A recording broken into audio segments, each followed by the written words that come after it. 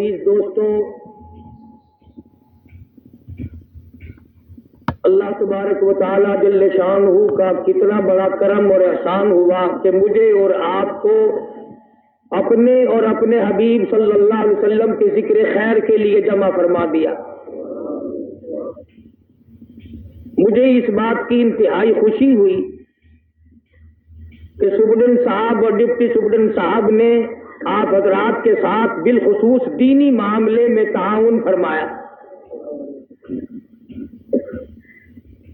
دنیا کا ہر معاملہ کسی نہ کسی لالچ، کسی نہ کسی طمع اور ہرس پر مبنی ہوتا ہے، اور دین کا معاملہ صرف آخرت اور قبر حشر کے لیے ہوتا ہے۔ بہت ممکن ہے کہ اللہ پاک ان کی اسی نیکی کو ذریعہ نجات بنا دے، اور میں آپ حضرات سے بھی یہ گزارش کروں گا کہ جیسے انہوں نے آپ کے ساتھ تعاون کیا، ہر معاملے میں آپ بھی تعاون کیا کریں۔ حدیث پاک میں آتا ہے، فرمایا محمد عربی صلی اللہ علیہ وسلم نے کہ جب مسلمان کی خیر خواہی کا ارادہ کرتا ہے، اللہ پاک کے عرش عظیم کے نیچے ایک فرشتہ ہے، اسی وقت سوال کرتا ہے الہ العالمین، میں اس کے لیے کتنا بڑا اجر لکھوں؟ اللہ پاک فرماتے ہیں یہ خیر خواہی کر رہا ہے دوسرے کی، جتنا تیرا جی چاہے اتنا لکھ دے۔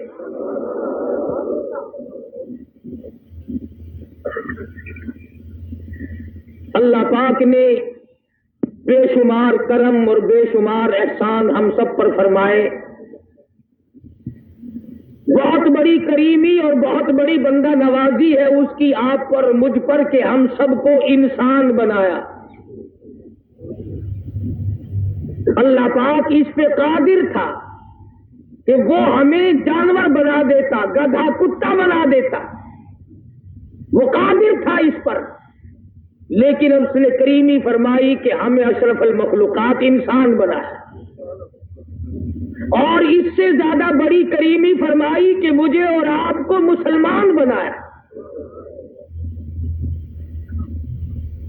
اگر عیسائی کے گھر میں پیدا کر دیتا، سکھ اور ہندو کے، یہودی کے گھر میں پیدا کر دیتا، تو ہم اللہ میاں کا کیا بگاڑ لیتے؟ کلمہ نصیب نہ ہوتا، قرآن نہ ملتا، ایمان نہ ملتا۔ اس نے ہمیں مسلمان بنایا، اور تیسری مہربانی یہ فرمائی کہ اللہ پاک جل شانہ نے ہمیں محمد عربی صلی اللہ علیہ وسلم کا امتی بنایا۔ اگر وہ موسیٰ علیہ السلام کی قوم میں پیدا کر دیتا، نوح علیہ السلام کی قوم میں پیدا کر دیتا، دیگر انبیاء کرام کی قوم میں پیدا کر دیتا، تو آپ اور میں کیا بگاڑ لیتے؟ تو اس نبی کا امتی ہے جس نبی کا امتی بننے کے لیے کلیم اللہ نے تمنا کی، انبیاء نے تمنا کی۔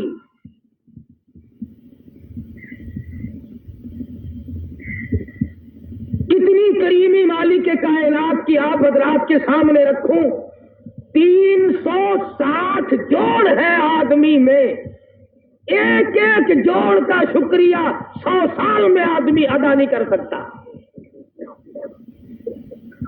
اب جس کی آنکھیں درست ہے وہ آنکھوں کی قیمت کیا جانے، وہ ہم سے پوچھے۔ جس کے ہاتھ نہیں اس سے جا کے پوچھ، جس کے ہاتھ نہیں ہے ہاتھ والو خدا کا شکر ادا کرو۔ ایک زبان کا شکریہ ادا نہیں کر سکتے، ذرا اس سے جا کے پوچھ، ماں تڑپ رہی ہے کہ بیٹا کیا کہنا چاہتا ہے، اور بیٹا تڑپ رہا ہے کہ میں اپنی ماں کو کیا کہنا چاہتا ہوں۔ حضرت شیخ سعدی سبکت رحمت اللہ علیہ فرماتے ہیں کہ میں سیاحت کے درمیان سفر کر رہا تھا، دوران سیاحت میری جوتی گم ہو گئی تو میرے پیروں میں چھالے پڑ گئے، تو دل میں یہ شکایت آئی کہ اللہ پاک نے مجھے پیدا تو کر دیا اور مجھے جوتے بھی عطا نہیں کیے۔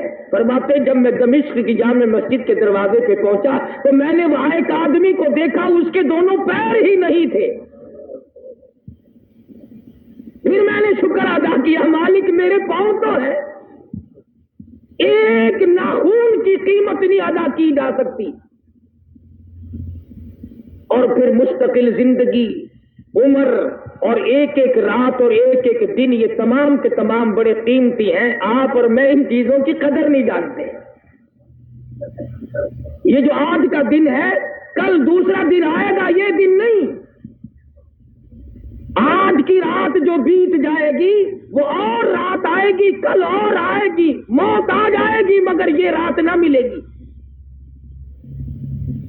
اس لیے ارشاد فرمایا مدنی کریم صلی اللہ تعالی علیہ وسلم نے لوگوں اس وقت سے پناہ مانگو، اس وقت کے حالات سے پناہ مانگو جب اتنے حالات خراب ہو جائیں، دنیا کا نظام اتنا بگڑ جائے، معاشرہ اتنا گندا ہو جائے، تباہی بربادی اس قدر پھیل جائے کہ آدمی 100 سال کی عمر گزار کے مر رہا ہوگا مگر مرتے وقت ایک رتی ایمان کی پلے نہیں ہوگی. ارشاد فرمایا مدنی کریم صلی اللہ تعالی علیہ وسلم نے او لوگوں اس وقت سے پناہ مانگو حالات اتنے بگڑ جائیں گے، صبح کو آدمی مومن ہوگا، شام کو موت آئی تو جنازہ کافر کا اٹھ رہا ہوگا. ارشاد فرمایا مدنی کریم صلی اللہ تعالی علیہ وسلم نے او لوگوں موت کی تلخی سے پناہ مانگو، اتنی شدید تلخی آتی ہے مرنے کے بعد لاکھوں برس تک منہ میں تلخی نہیں جاتی. ارشاد فرمایا مدنی کریم صلی اللہ تعالی علیہ وسلم نے او لوگوں موت کے صدمہ عظیم سے پناہ مانگو، موت کے جھٹکے سے پناہ مانگو. اتنا شدید جھٹکا لگتا ہے منو لہو آدمی کے بدن میں ہوتا ہے، ایک جھٹکا لگتے ہی قطرہ باقی نہیں رہتا. ارشاد فرمایا مدنی کریم صلی اللہ تعالی علیہ وسلم نے او لوگوں موت کی سختی سے پناہ مانگو جس سے کانوں کے پردے پھٹ جاتے ہیں. ارشاد فرمایا مدنی کریم صلی اللہ تعالی علیہ وسلم نے او لوگوں موت کے وقت کے پسینے سے پناہ مانگو، اتنا سخت پسینہ آتا ہے ساری عمر میں کبھی نہیں آیا ہوگا.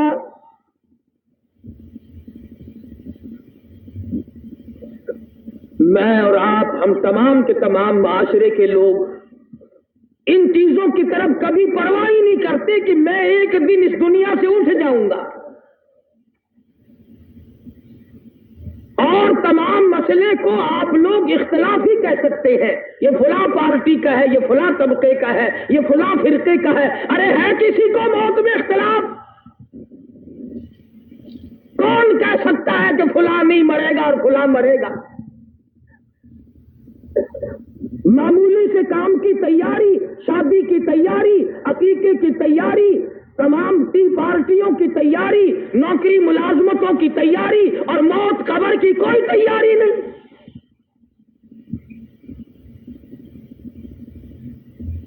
توبہ کرنا ہم بھول گئے، خدا کی حضور میں رونا دھونا ہم نے چھوڑ دیا. ایک گناہ کرنا اور پھر عقل رکھنا. کئی ساتھی دلوں میں یہ رکھے بیٹھے رہتے ہیں یہاں جیل خانے کے اندر بھی کہ میں باہر جاؤں صحیح فلانے کو دیکھوں گا، پھر اللہ کا کرم مانگتا ہے. ادھر جذبہ انتقام کی آگ بھڑکاتا ہے، ادھر اللہ سے کرم مانگتا ہے. امام الانبیاء محبوب کبریا حضرت محمد مصطفیٰ صلی اللہ تعالی علیہ وسلم کی ذات اقدس ہے. صحابی کہتا ہے میں اس وقت تک مسلمان نہیں بنا تھا، اپنے ابا کے ساتھ مکے میں آیا. کہتا ہے میری آنکھ نے دیکھا چاروں طرف لوگوں کا مجمع ہے، کسی کے ہاتھ میں ہڈی، کسی کے ہاتھ میں روڑا، کسی کے ہاتھ میں پتھر، چاروں طرف کے لوگ مار رہے ہیں.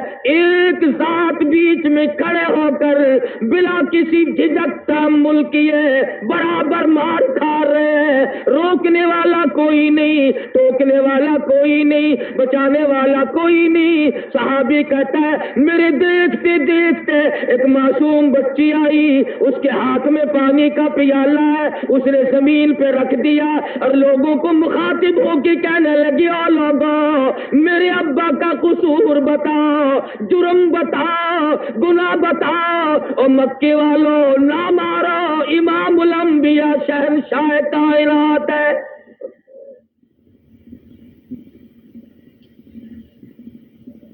سارے لوگوں نے مارا، لخت جگر نے زمین پہ پانی رکھ کر ابا کو لپٹ گئی۔ علماء کرام نے لکھا ہے سیدہ زینب رضی اللہ تعالیٰ عنہا کے کپڑے بھی لہو میں ڈوب گئے۔ زمین پہ تشریف فرما ہوئے، پانی کا پیالہ اٹھا کر منہ میں پانی لے کر کلی جو کی تو منہ سے لہو آیا۔ پوچھتی ہے میرے ابا، رشتہ دارانہ جھگڑا نہیں، مکان دکان کا جھگڑا نہیں، زمین جائیداد کا جھگڑا نہیں، خاندانی رقابت نہیں، آپ کو لوگ مارتے کیوں ہیں؟ فرمایا لختے جگر تیرا ابا لوگوں کو دوزخ سے نکال کر جنت کا وارث بنانا چاہتا ہے، شرک کی لعنت سے نکال کر اللہ کی ذات و صفات اور توحید باری تعالیٰ پہ لانا چاہتا ہے، اس لیے مار پڑ رہی۔ سرکار دو عالم صلی اللہ تعالی علیہ وسلم گھر میں تشریف لائے، فرمایا لختے جگر پانی لا، سمجھی میرے ابا کو پیاس لگی ہوگی۔ سیدہ فاطمہ الزہرا رضی اللہ تعالیٰ عنہ پانی لے کر حاضر خدمت ہو گئی، سمجھی وضو فرمائیں گے پانی پیئیں گے، مگر آپ نے سر مبارک جھکا دیا، فرمایا لختے جگر میرا سر دھو ڈالو، کسی نے گندگی پھینک دی۔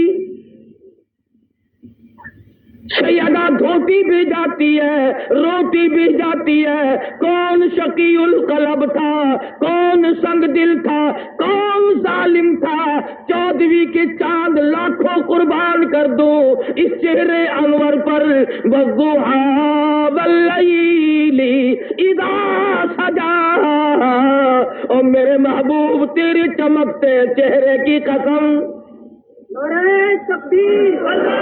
لختے جگر جب کسی کو صحیح راستے پہ لاؤ گے قوم پتھر مارے گی۔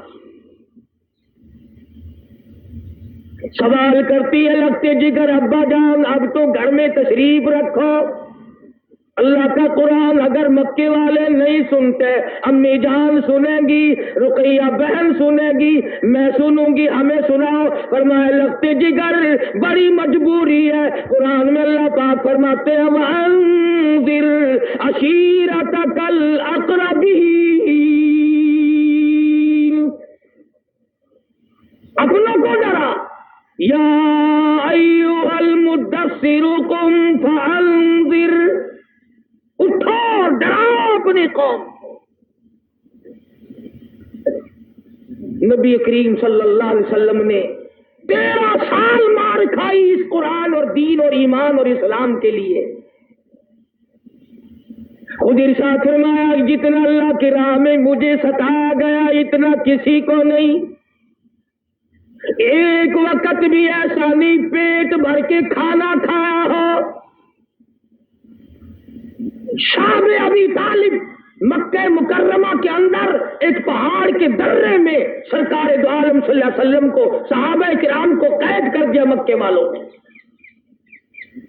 وہ دودھ پیتے ہیں، وہ مکھن کھاتے ہیں، سبزیاں ترکاریاں کھاتے ہیں، اور محمد صلی اللہ علیہ وسلم کو، آپ کی آل کو، صحابہ کرام کو درختوں کے پتے نہیں ملتے۔ میں ذمہ داری سے کہتا ہوں میرے تیرے نبی نے 15 دن درختوں کے پتے چبا کر خدا کا قرآن پڑھا، آج تم ہزاروں نعمتیں کھا کر قرآن نہیں پڑھتے۔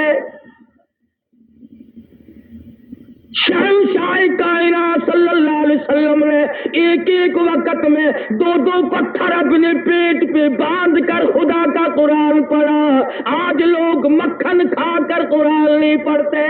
نعرہ تکبیر۔ زندگی کے لمحات کس دکھوں میں، کن پریشانیوں میں رات گزرتی ہے، دن بیت جاتا ہے، صبح شام گزر رہی ہے، سارا جہان سوتا ہے، شہنشاہ کائنات مصلی پہ کھڑے ہو کر ساری رات روتے ہیں۔ آج امت کو یاد نہیں، انہوں نے تو تجھے عرش عظیم پہ بیٹھ کے نہ بلایا۔ کس کس سفر کا ذکر کروں؟ مہینہ بھی رجب کا ہے، معراج شریف کا مہینہ ہے۔ آپ کی زندگی کے نرالے دو سفر، ایک معراج شریف اور ایک ہجرت مبارک۔ کمال ہو گیا، معراج کے لیے جبریل آیا، معراج کے لیے جبریل آیا اور اطلاع دی کہ اللہ پاک نے آپ کو بلایا ہے، اور ہجرت کے لیے رسول اکرم صلی اللہ علیہ وسلم صدیق کے دروازے پہ خود تشریف لائے۔ جبریل براق ساتھ لایا سواری کے لیے، ہجرت والی رات میں صدیق نے کہا میری موجودگی میں کیسے براق، میں خود سواری بنوں گا۔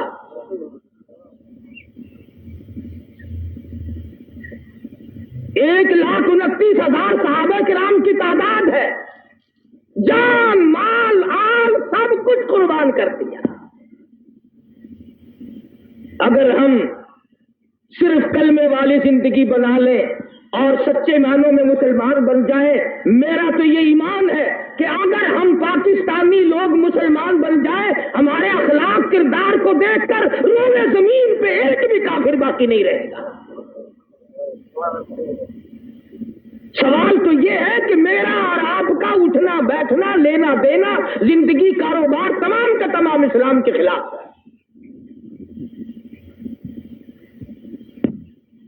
مجھے کئی مرتبہ ملک سے باہر بھی جانے کا اتفاق ہوتا ہے، عموماً ہندو لوگ یہی اعتراض کرتے ہیں کہ جی اگر آپ لوگ قرآن کو مان لیں تو دنیا میں کوئی بھی پھر منکر نہیں رہے گا۔ تو مصیبت تو یہ ہے کہ آپ لوگ نہیں مانتے۔ مثلا قرآن نے کہا کسی کی بہو بیٹی کی طرف نگاہ نہ اٹھاؤ، مگر ہم بات نہیں آتے۔ قرآن کریم نے مطالبہ کیا، حکم دیا شراب نہ پیو حرام ہے، ہم نے کہا نہیں جی یہ پیسے جو اللہ نے دیے ہیں ان کو پھر ہم خرچ کہاں کریں۔ قرآن کریم نے کہا جوا نہ کھیلو، اس نے کہا جی پھر اور دن نہیں کٹتا، رات کو دل نہیں لگتا، پھر وقت کیسے کٹے۔ قرآن کریم نے کہا کسی کو قتل نہ کرو، ارشاد فرمایا مدنی کریم صلی اللہ تعالی علیہ وسلم نے جب مسلمان کے لیے ہتھیار اٹھاتا ہے اللہ کا عرش عظیم کانپنے لرزنے لگ جاتا ہے۔ اللہ پاک پوچھتے ہیں تجھے کیا ہوا؟ عرش عظیم رو کے کہتا ہے ناحق مسلمان کا خون ہو رہا ہے۔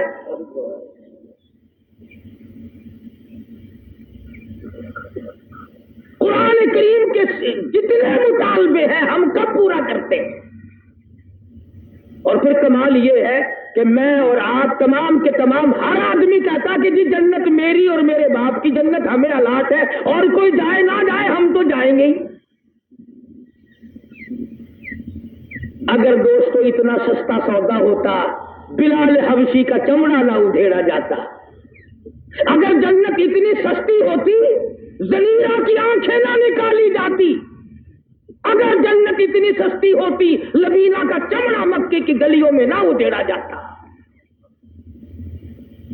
اسی کو قرآن کریم کہتا فالذین ہاجروا واخرجوا من دیارہم واوذوا فی سبیلی، وہ لوگ جنہوں نے ہجرت کی اللہ کی راہ میں، مصیبت اٹھائی تکلیف اٹھائی، دنیا کا معاملہ کوئی نہیں، ایمان کے لیے مصیبت اٹھائی، ایمان کے لیے تکلیف کاٹی، ایمان کے لیے طرح طرح کے عذاب جھیلے، اللہ پاک فرماتے ہیں وَأُوذُوا فِي سَبِيلِي وَقَاتَلُوا وَقُتِلُوا لَأُكَفِّرَنَّ عَنْهُمْ سَيِّئَاتِهِمْ وَلَأُدْخِلَنَّهُمْ جنات تجری من تحتها الانہار۔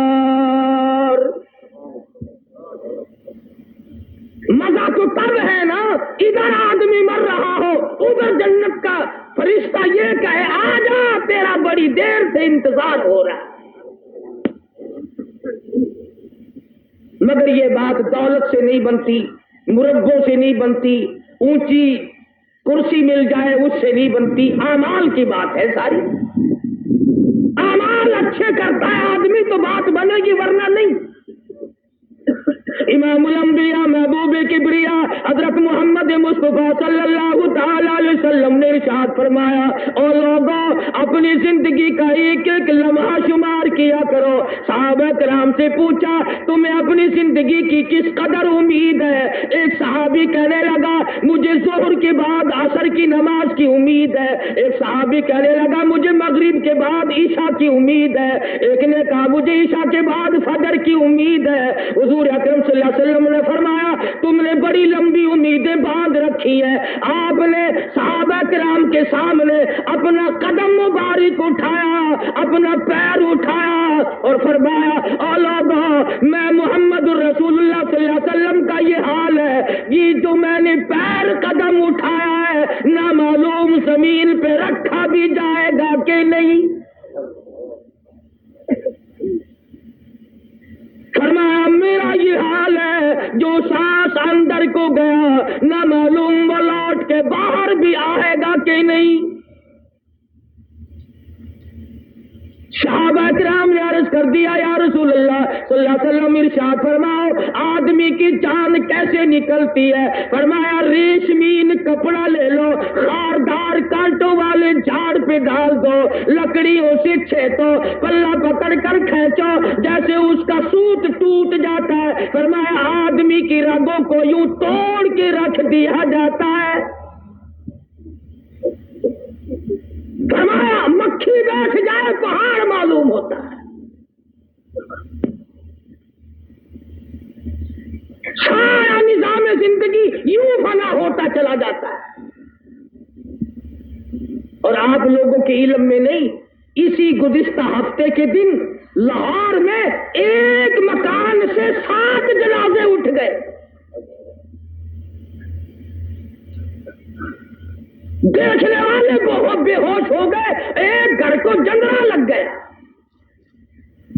देखिए उस बेनियाज की बेनियाजी, उसके सामने न पलवानी चलती है, न कुर्सी चलती है, न नौकरी चलती है, न मुरब्बा चलता है, न कोठी, न बंगला। उसके यहां तो अपनी मर्जी चलती है, सब उसके मोहताज है। वो तशरीफ ले जा रहे हैं, रास्ते में जाते जाते कब्रिस्तान आ गया, वहां खड़े हो गए और रोने लगे और जोर जोर से फरमाने लगे, कब्र वालों, अम्मालुकुम कुस्सिमत, जिस माल को तुमने रात दिन जमा किया था, चोरी कर करके जमा किया, डाके मार मार के जमा किया, नाजायज तरीके से कमाया, जायज तरीके से कमाया, जिस माल को तुमने जमा किया था, तेरे मरने की देर थी, वो तो वारसों में तकसीम हो गया। मुकदमे चल पड़े, झगड़े हो गए। हज़रत अली रज़ी अल्लाह तआला अन्हु फरमाते हैं, लोगों, निसाउकुम ज़ुव्विजत, जिस बेगम, जिस औरत के पीछे दान दिया करता था, जो हर वक्त तुझे कहती थी मैं तेरी हूं, मैं तेरी हूं, तेरे मरने की देर थी, उसने और जगह शादी कर ली, अब किसी और को कह रही है मैं तेरी हूं, मैं तेरी हूं। माल तेरा नहीं रहा, बीवी तेरी नहीं रही, और फरमाया औलाद तेरी दर बदर धक्के खा रही है। और कब्र वालों, तुम्हारा क्या हाल है, तुम अपना बताओ।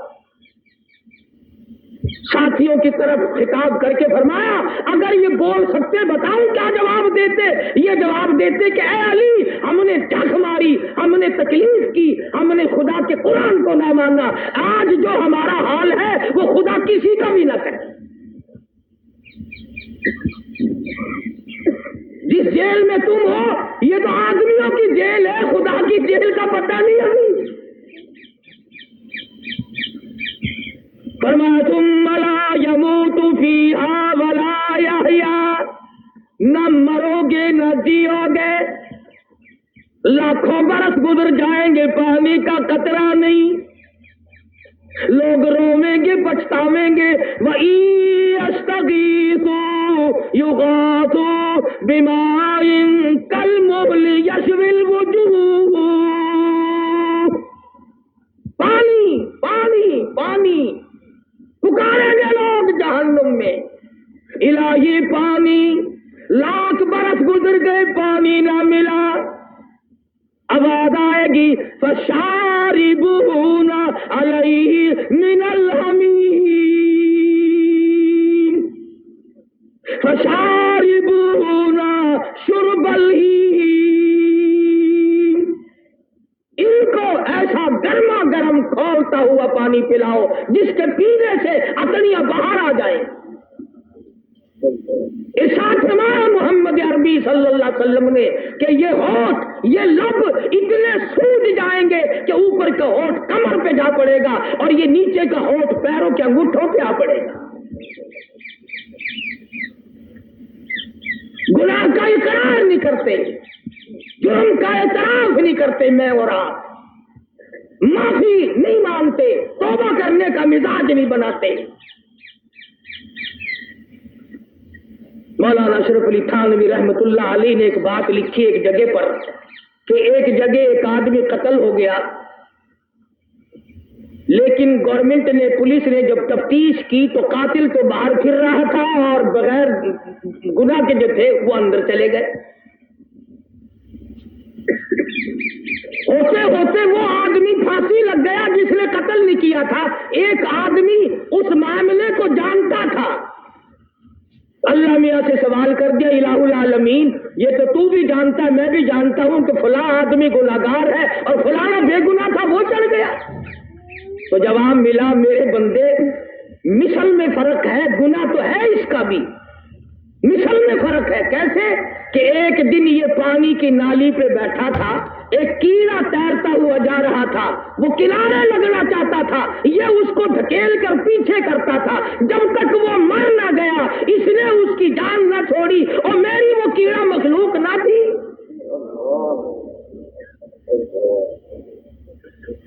मैंने उसका इंतकाम लिया है। बाबा गुनाह आदमी से ऐसा होता है कि उसको आदमी समझता भी नहीं कि मैंने किया कि नहीं, और यूं ही उसका दरबार माफ करने के लिए खुला है। हदीस पाक में आता है कि बनी इसराइल की एक ताइफा बदकार औरत गुजर रही है, एक कुत्ता प्यासा कुएं के पास खड़ा हुआ है, हाँफ रहा है, कांप रहा है, तरस आ गया, दुपट्टे की रस्सी बनाई और जूते का डोल बनाया, पानी कुएं में से निकाल कर पिला दिया। आवाज आई, है तो तू बदकारा, है तो तू फाहिशा, तूने मेरे कुत्ते पे कर्म किया, जा मैंने तुझ पर रहम कर दिया। इसमें आता है कि अल्लाह पाक के हुजूर में एक आदमी पेश होगा, अल्लाह पाक फरमाएंगे कि तूने गली से रोड़ा इसलिए हटाया था कि अंधेरे में किसी को ठोकर न लग जाए, तूने मेरे बंदों को तकलीफ से बचाया, जा मैंने तुझे अज़ाब क़यामत से बचा दिया। और कभी यूं होगा, इरशाद फरमाया मदनी करीम सल्लल्लाहु तआला अलैहि वसल्लम ने, एक आदमी पेश होगा, आवाज आएगी, जा तूने मेरे फला बंदे के ऐब खोले थे, आज मैंने तेरे ऐबों का दफ्तर खोल दिया। हासिल ये कि सहाबा इकराम और हुजूर अकरम सल्लल्लाहु अलैहि वसल्लम और औलिया किराम के जितने भी वाक़यात और हालात हैं वो तमाम के तमाम हमारे लिए जिंदगी गुजारने का एक अजीब रास्ता बनते हैं। जिक्र तो हम सब करते, हम कहते तो मैं और आप, हम सारे हैं। खुदा सच्चा, खुदा का कुरान सच्चा, नबी सच्चा, नबी का फरमान सच्चा, अहले बैत सच्चे, उनका फरमान सच्चा, सहाबा किराम सच्चे, उनका फरमान सच्चा, वो ठीक है, लेकिन अमल उसके मुताबिक हम करते नहीं। नमाज अपनी मर्जी की, रोजे अपनी मर्जी के, हराम और हलाल खाने पीने के मैदान में हम तमाम के तमाम अपनी मर्जी चलाते हैं। वो गुलाम किस काम का जिसने अपनी मर्जी चलाई, वो औलाद किस काम की जिसने अपनी मर्जी चलाई, वो बीवी किस काम की जिसने अपनी मर्जी चलाई, वो बंदा किस काम का जो खुदा की नहीं मानता। खुदा कहता है कि मेरे महबूब की इताअत करो, हर मामले में इताअत करो। اور مجذوب نے تو بڑی عجیب عجیب باتیں کہی ہیں، بڑا عجیب اللہ والا گزرا ہے. کہتا ہے کہ یہی تجھ کو دھن ہے رہو سب سے بالا، یہی تجھ کو دھن ہے رہو سب سے بالا، او زینت نرالی او فیشن نرالا، اور جیا کرتا ہے کیا یوں ہی مرنے والا، تجھے حسن ظاہر نے دھوکے میں ڈالا. مرنے والا کبھی یوں زندگی گزارتا ہے، بڑی عجیب عجیب بات کہتا ہے. کبھی کہتا ہے کہ کیسے کیسے گھر اجاڑے موت نے، کھیل کتنوں کے بگاڑے موت نے، پیل اتن کیا کیا بچھاڑے موت نے، سروقد قبروں میں گاڑے موت نے. کروڑوں سالہ زندگی، آخرت کی زندگی، قیامت والی زندگی، پلسرات سے گزرنے والی زندگی، اس کے لیے ہمیں صبح شام رات دن تیاری کرنی چاہیے. حدیث پاک میں آتا ہے 50 قرآن کریم میں 50,000 سال کا ایک دن. فرمایا اذا السماء انشقت، یہ آسمان پھٹ پڑے گا. اذا الشمس کورت، یہ سورج گر پڑے گا. واذا النجوم انکدرت، یہ ستارے زمین پہ گر پڑیں گے. وتكون الجبال كالعهن المنفوش، پہاڑ کپاس کی طرح ہوا میں اڑتے پھریں گے. جن لوگوں نے عشق والی زندگی بسر کی محمد عربی صلی اللہ علیہ وسلم کے ساتھ، ان کا کچھ اور ہی حال بنا. کیا شان ہے ان لوگوں کی جو سدا اور ہمیشہ حضور صلی اللہ علیہ وسلم کے ساتھ رہے. ارے 2 جہان قربان کر دوں ان آنکھوں پہ جنہوں نے حضور کا ایک مرتبہ نہیں لاکھوں مرتبہ دیدار کیا. وہ شاگرد کتنے اچھے ہوں گے جن کا استاد محمد مصطفیٰ ہو صلی اللہ علیہ وسلم. وہ مرید کتنے اچھے ہوں گے جن کا پیر محمد مصطفیٰ ہو صلی اللہ علیہ وسلم. وہ مقتدی کتنے اچھے ہوں گے جن کا امام الانبیاء ہو. وہ فوج کتنی اچھی ہوگی جن کا کمانڈر ان چیف کالی کملی والا ہو.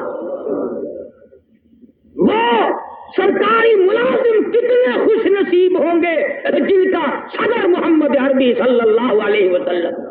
نعرہ تکبیر. آپ اور میں دنیا میں رہتے ہیں، اگر ہمارے کسی محلے گلی کوچے میں رشتہ کرنے کے لیے وزیر اعظم آ جائے، گورنر آ جائے، کوئی بڑا افسر آ جائے، سارے محلے کے منہ میں پانی آ جاتا ہے، لے بھی یہ تو مزے کر گیا، بڑوں سے رشتہ داری ہو گئی. ارے تم اس کے بارے میں کیا کہو گے جس کے دروازے پہ امام الانبیاء دلہا بن کر آئے؟ اس کی شان کا کیا کہنا جس کا داماد محمد مصطفیٰ ہو صلی اللہ علیہ وسلم. اور اس جوان کی شان کا کیا کہنا جو 2 مرتبہ حضور اکرم صلی اللہ علیہ وسلم کے دروازے پہ دلہا اور گھوٹ بن کر آئے. وہ عثمان ہے. اور کیا شان ہے علی مرتضیٰ رضی اللہ تعالیٰ عنہ کی کہ اللہ تبارک و تعالیٰ نے سیدہ فاطمہ الزہرا رضی اللہ تعالیٰ عنہ حضرت بطول کا شوہر بنا دیا، حسنین کریمین کا ابا بنایا، محمد مصطفیٰ کا داماد بنایا، سرتاج العالیہ بنایا. شان سنو حال کیا ہے. وضو کر رہے ہیں، رنگ پیلا پڑ گیا، زرد پڑ گیا. کسی نے کہا امیر المومنین کیا بات ہے، کیا خوف آ گیا؟ فرمایا جانتے نہیں ہو، حاکم الحاکمین کے دربار میں کھڑا ہونے لگا. جائے گا. میں عرض کر رہا تھا کہ حضرت علی نماز کے لیے کھڑے ہوتے ہوئے رنگ پیلا پڑ رہا. حضرت حسین سب کا رضی اللہ تعالیٰ مسجد کے دروازے پہ آئے، درام سے بے ہوش ہو کر گر پڑے. کسی نے پوچھا کیا بات ہے؟ فرمایا جانتے نہیں ہو، حاکم الحاکمین کا دربار ہے. امام زین العابدین رحمہ اللہ، امام حسین کا لخت جگر ہے. فرض نمازوں کے علاوہ 1000 رکعت نفل پڑھتا رات دن میں. 1000 रकात नफिल पढ़ते और यूं हमारी तरह ठोंगे नहीं मारते। रात का वक्त है, सर्दी का मौसम है, अंगीठी में कोले सुलगा कर नमाज की नियत बांध ली, कोला चटखा, आग लगी, छत जली, मकान जला, दरवाजा जला, लोगों ने बुतेरा शोर मचाया, हजरत दरवाजा खोलो, हजरत दरवाजा खोलो, मगर कोई नहीं खुला। लोगों ने दरवाजा तोड़ा, ख्याल कर लिया जल गए होंगे, शहीद हो गए होंगे। अंदर जाके देखा हुसैन का लफ्ते जिगर मुसल्ले पे खड़ा हुआ, इत्मीनान से कुरान पढ़ रहा है। सलाम फेरा, लोगों ने कहा हजरत जी ये सब कुछ जल जला गया, आपने नमाज खत्म ना की। फरमाया जिस आग को पानी बुझा दे, जिस आग को बंदे बुझा दे, जिस आग को मिट्टी बुझा दे, मैं उस आग का क्या फिक्र करूं। मैं उस आग की फिक्र में लगा हुआ हूं जिसे आमाल के सिवा कोई शय नहीं बुझा सकती। नगिजत जुलूदुहुम बदलनाहुम जुलूदुन गैरहा लियदूकुल अज़ाब। 100 तय चमड़े की जलती जाएंगी, पीछे नया बनता आएगा। इसी तरह से तय चलती रहेंगी, करोड़ों बरस गुजर जाएंगे मगर माफी ना मिलेगी। वो लोग जो जुल्म करके मर जाते हैं, नाहक किसी का माल खाते हैं, किसी पर जुल्म ढाते हैं, किसी की आबरू को बर्बाद करते हैं, वो लोग सोच ले। हुजूर ने फरमाया जो किसी की बेटी की आबरू खराब करता है, हुजूर ने फरमाया जब तक उसकी बेटी की आबरू बर्बाद ना हो जाए उसकी मौत नहीं आए। फरमाया जो किसी की बहन की आबरू खराब करता है, हुजूर ने फरमाया जो किसी की बेटी की आबरू खराब करता है, हुजूर ने फरमाया जब तक उसकी बेटी की आबरू बर्बाद ना हो जाए उसकी मौत नहीं आए। फरमाया जो किसी की बहन की आबरू खराब करता है, जब तक उसकी बहन की आबरू खराब ना हो जाए उसकी मौत नहीं आए। फरमाया जो किसी की बीवी पे डाका डालता है, जब तक उसकी बीवी पे डाका ना पड़ जाए उसकी मौत नहीं आए। अगर हमारा इन चीजों पे ईमान और यकीन हो तो हमारी सारी दुनिया जन्नत ना बन जाए, सारा माशरा अच्छे से अच्छा हो सकता है।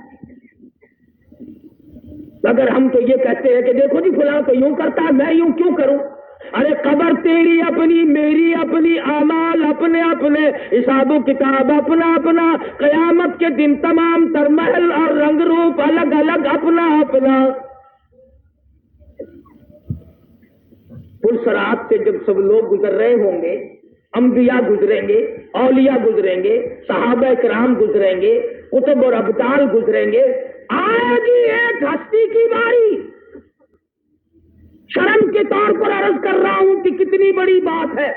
ऐलान होगा एक फरिश्ते को, आओ फरिश्ते ऐलान कर, ओ कलीमुल्लाह, ओ खलीलुल्लाह, ओ ज़बीहुल्लाह, ओ रूहुल्लाह, ऐ सहाबा किराम, ऐ शेख अब्दुल कादिर जिलानी, ऐ अली अहमद हजवेरी, तमाम के तमाम अपनी नजरों को नीचा कर लो, इसलिए कि खातून जन्नत पुलसरात से गुजरने वाली है।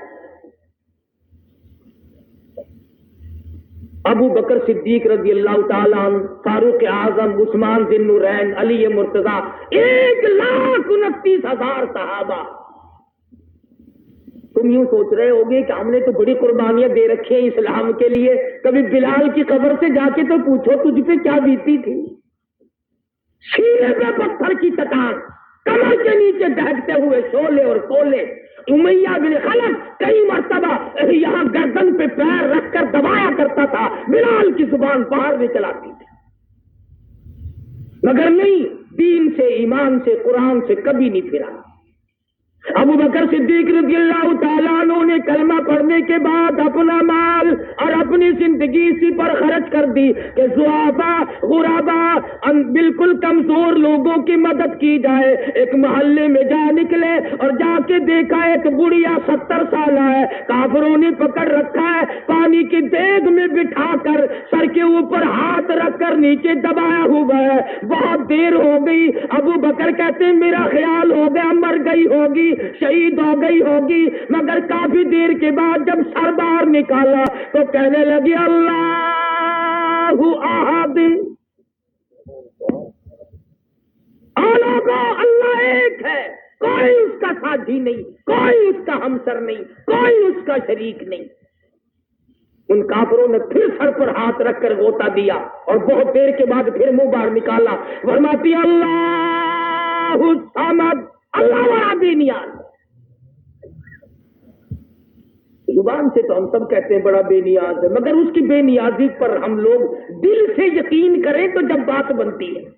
میں تو کئی مرتبہ اپنے جمعوں میں کہا کرتا ہوں کہ کم سے کم اتنا ہی سوچ لو کہ کسی بڑے آدمی کا ملازم یا بڑے آدمی کا بیٹا اگر جیل میں آ جائے تو برابر والے کہتے ہیں یار تیرا آدمی جیل میں پڑا ہوا, تیرے تعلقات کا کیا بڑا, تیری دولت کا کیا بڑا, اور لوگوں تو کلمہ پڑھتا ہے کالی کملی والے کا اور جہنم میں جائے گا. کتنی بڑی بات ہے یہ.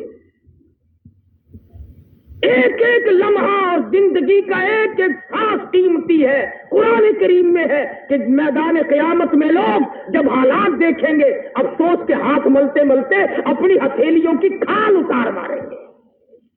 اے کاش میں نیکی کرتا, اے کاش میں خدا ترس بنتا, اے کاش میں کسی غریب کی ہمدردی کرتا. ابو بکر صدیق رضی اللہ تعالی عنہ وہ جوان ہے, خلافت کا دور ہے. فاروق اعظم فرماتے ہیں کہ مدینے پاک میں ایک بڑھیا رہتی تھی, محتاج تھی آنکھوں سے. میرا دل چاہا کہ یہ نیکی میں کماؤں. فجر کی نماز کے بعد میں اس کے دروازے پہ گیا اور آواز دی, میں نے بوڑھی اماں برتن دے پانی بھر کے لا دوں. اندر سے آواز آئی جزاک اللہ, اللہ تعالیٰ تجھے جزائے خیر عطا فرمائے, تجھ سے پہلے کوئی اور سارا کاروبار کر کے چلا گیا.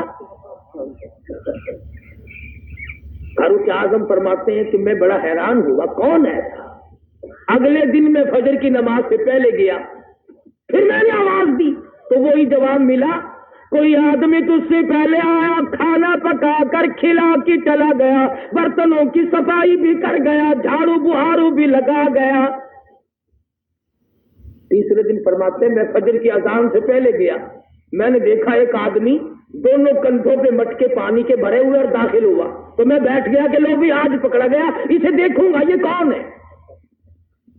فرماتے کافی دیر کے بعد جب باہر نکلے اور میں قریب ہوا, اگرے بھلے مانس 3 دن ہو گئے میں پیچھے پھر رہا ہوں, ہے کون؟ فرمایا اے عمر میں تیرا بھائی ابو بکر صدیق ہوں,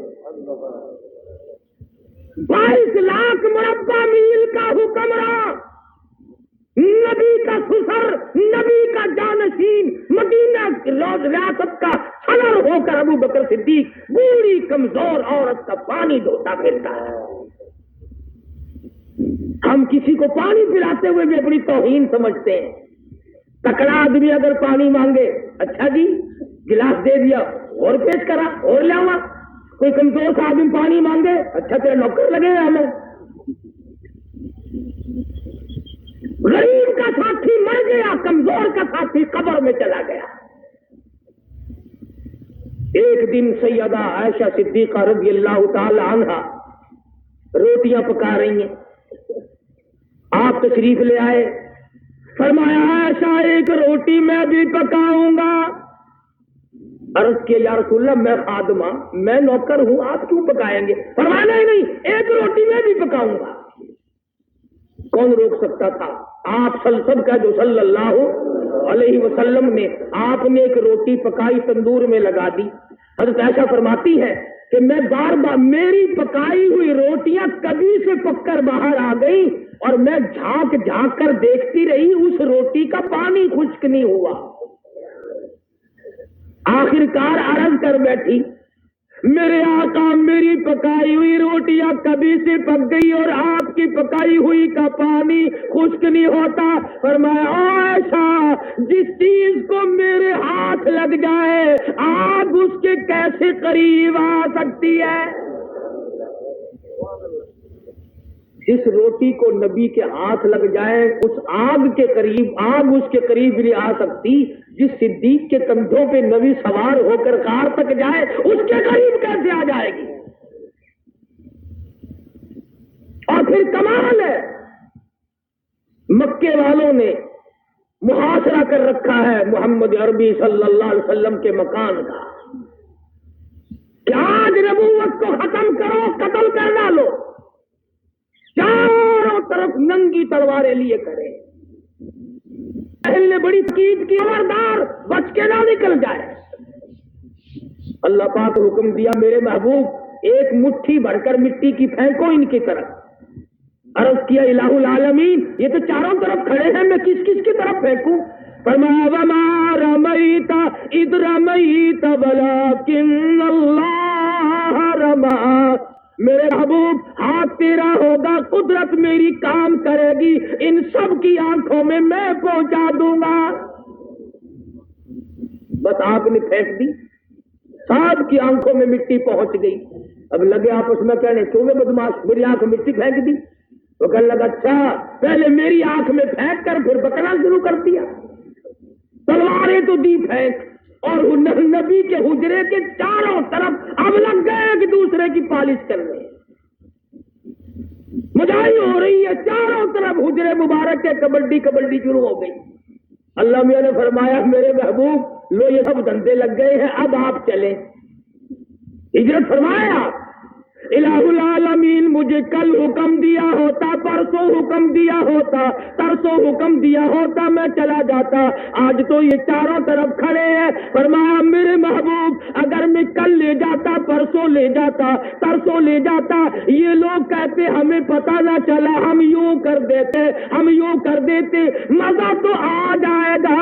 یہ چاروں طرف کھڑے ہیں اور میں آپ کا بال نہ بینکا ہونے دوں میں بچا کے نہ لے جا سکوں تو میری خدائی کیا ہوئی؟ آج ہی چلے گا کہ خدا کی خدا ایسی ہوتی ہے.